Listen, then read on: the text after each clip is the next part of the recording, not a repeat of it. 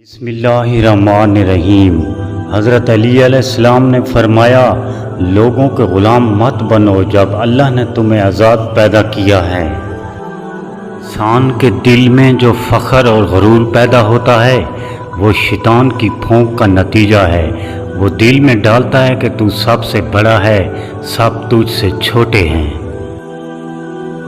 آخری نبی صلی اللہ علیہ وسلم، بے شک جنت میں ایک گھر ہے جسے دارالفلاح کہا جاتا ہے۔ اس میں وہی لوگ داخل ہوں گے جو بچوں کو خوش کرتے ہیں۔ اپنی نیکیاں ایسے چھپاؤ جیسے گناہ چھپاتے ہو۔ حضرت امام محمد بن ادریس شافعی رحمۃ اللہ فرماتے ہیں، جو اپنا لباس صاف رکھے اس کے غم کم ہو جائیں گے، اور جو خوشبو لگائے اس کی عقل میں اضافہ ہوگا۔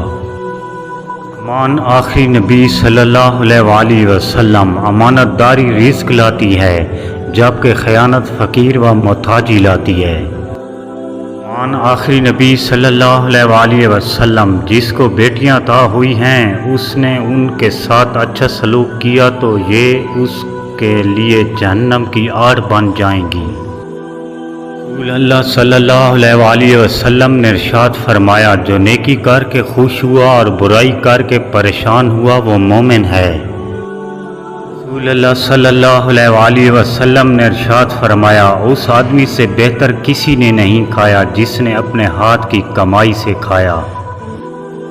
رسول اللہ صلی اللہ علیہ وسلم نے ارشاد فرمایا، جو شخص پابندی سے استغفار کرتا رہے اللہ تعالیٰ اس کے لیے ہر تنگی سے نکلنے کا رستہ بنا دیتے ہیں۔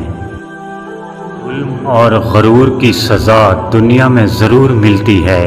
حضرت نوح علیہ السلام۔ حضرت علی علیہ السلام نے فرمایا، بادشاہوں کے پاس زیادہ آنا جانا مت رکھو، کیونکہ اگر تم ان کی صحبت اختیار کرو گے تو وہ تمہیں تنگ دل کر دیں گے، اور اگر ان سے خیر خواہی کرو گے تو تمہیں دھوکہ دیں گے۔